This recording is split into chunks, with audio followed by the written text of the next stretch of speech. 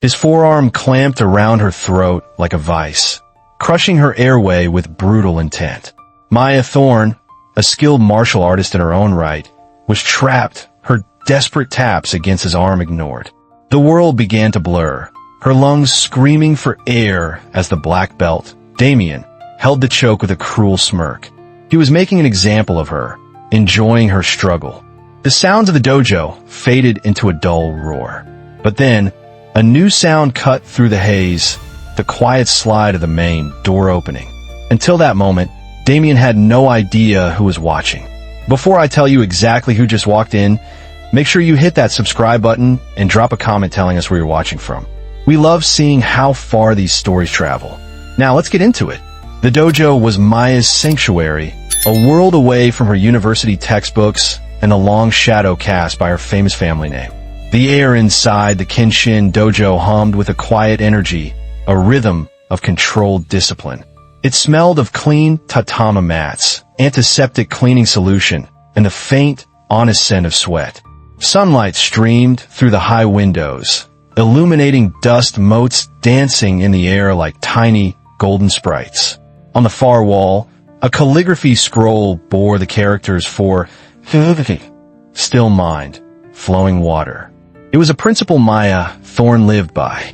At 21, she moved with a grace that belied her strength, her black hair tied back in a severe ponytail, her focus absolute. Here, she wasn't Jason Statham's niece.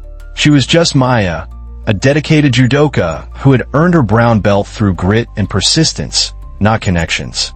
She wanted the respect she gained in these walls to be hers, and hers alone. Her current training partner, a nervous white belt named Leo, was trying to execute a foot sweep. Maya felt his intention a second before he moved, and with a slight shift of her hips, she absorbed his momentum and guided him gently to the mat. She offered a hand up, a warm smile on her face. "You're telegraphing with your shoulders," she advised softly. "Try to make the movement flow from your center. You got this." Leo nodded gratefully, his apprehension melting away under her patient guidance. This was the true spirit of martial arts, she believed, mutual growth, not domination. It was a philosophy that seemed lost on the man who had just strode through the entrance, his presence immediately sucking the warmth from the room. Damien Cross was the dojo's apex predator, a hulking black belt with a neck as thick as a tree trunk and intricate tattoos coiling up to his jawline. He carried himself with an air of belligerent superiority. He didn't walk, he stalked, his gaze sweeping over the other students as if they were prey. Some members admired his raw power and aggression, mistaking it for high-level skill. But Maya and many others saw it for what it was, undisguised bullying wrapped in a custom-made GI. He thrived on intimidation, especially with those less experienced.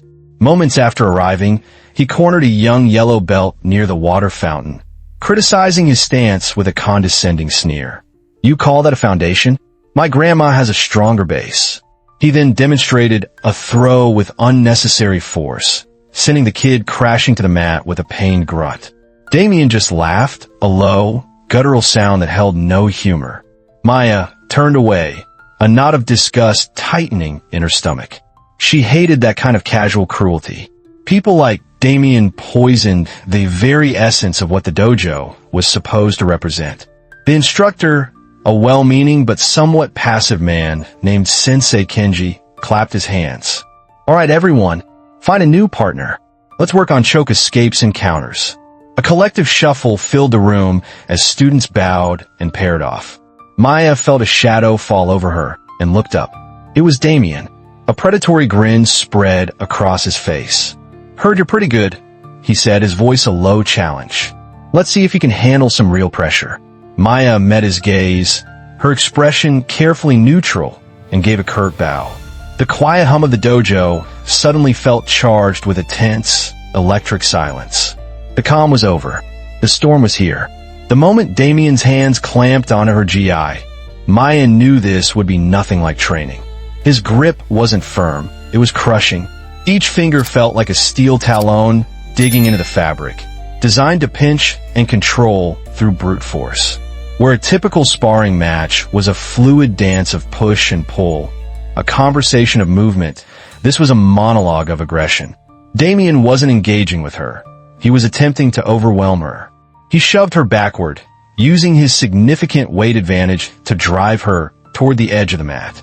Maya instinctively lowered her center of gravity, her feet rooted to the tatami, and tried to redirect his momentum. She managed to deflect his initial bull rush, pivoting smoothly to his side. For a fleeting second, he was off balance, a flicker of surprise in his eyes. That surprise quickly curdled into anger. Her technical skill wasn't earning his respect. It was bruising his ego. "Tricky," he grunted, his voice laced with venom. He lunged again, this time abandoning technique for pure, unadulterated aggression. He wasn't setting up throws. He was trying to manhandle her. Maya defended, her mind racing, cycling through years of training. She blocked, parried, and shifted, but it was like trying to stop a tidal wave with a paddle. The sheer ferocity of his attack was exhausting, meant to wear her down. A few nearby students paused their own drills, their eyes darting nervously toward the escalating confrontation.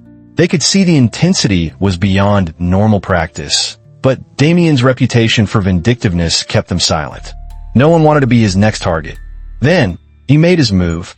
Feinting a leg sweep, he dropped his weight and dragged her to the ground. The transition was clumsy but brutally effective. Before Maya could establish her guard, he scrambled, moving behind her with unnerving speed. His arm shot around her neck, not in the precise, controlled manner of a practice choke, but like a python wrapping around its prey. The pressure was instant and agonizing. It wasn't a blood choke targeting the arteries. It was a crude windpipe crush, meant to inflict pain and panic. Her hands flew up to his forearm, pulling, clawing, trying to create a sliver of space to breathe. Knowing the protocol, she tapped, once, twice, 3 times, firmly on his bicep. It was the universal signal of submission, the signal to release. He didn't. Instead, he squeezed harder. A cruel chuckle rumbled in his chest, vibrating through her spine. "Can't handle a little pressure, princess?" he whispered in her ear, his breath hot and foul. Panic, cold and sharp, pierced through her disciplined mind. This wasn't training. This was assault. Her lungs burned. Black spots danced at the edges of her vision. The faces of the other students became blurry, distant figures in a world that was rapidly fading. A profound sense of injustice raged within her. She was in her sanctuary, a place of honor, being violated while others watched. Her struggles grew weaker, her fingers slipping from his arm. Just as a deep, final darkness began to pull her under, a soft, almost imperceptible sound cut through her fading consciousness. The dojo's main door had just slid open. The man who stepped inside was not physically imposing in the way Damien was.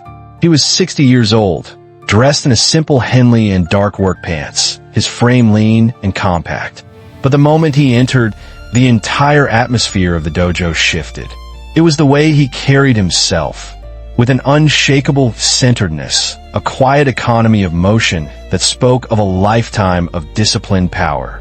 His head was shaved, his face etched with lines of experience, but it was his eyes that commanded the room.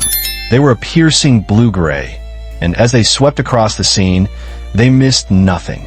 They landed on Maya, trapped and fading in Damien's grip, and in an instant, the calm in those eyes was replaced by something cold and hard as granite. It was Jason Statham. He had planned to watch his nieces training from the back, unobserved. That plan was now irrelevant. He crossed the tatami with unhurried, deliberate strides. He didn't run. He didn't need to. His presence alone was a force, parting the other students like a ship through water. He stopped a few feet from the grappling pair, his voice perfectly level, yet it cut through the room with absolute authority. "Let her go." Damien, annoyed by the interruption, glanced over his shoulder. He saw an older man, seemingly ordinary, and his signature smirk returned. "Relax, old man," he sneered, still holding the choke. "We're just having a little fun." He gave Maya's neck a slight squeeze to punctuate his dominance. Jason's eyes narrowed fractionally. The temperature in the room seemed to drop 10 degrees. I said, he repeated, his voice dropping into a lower, more dangerous register. Let her go. Now. Something in his tone, an utter lack of fear combined with an iron certainty, finally penetrated Damien's thick skull. Hesitation flickered across his face. With a grunt of annoyance, he released his grip, shoving Maya forward. She collapsed on her hands and knees, gasping, each breath a searing, painful drag. Jason didn't rush to her side.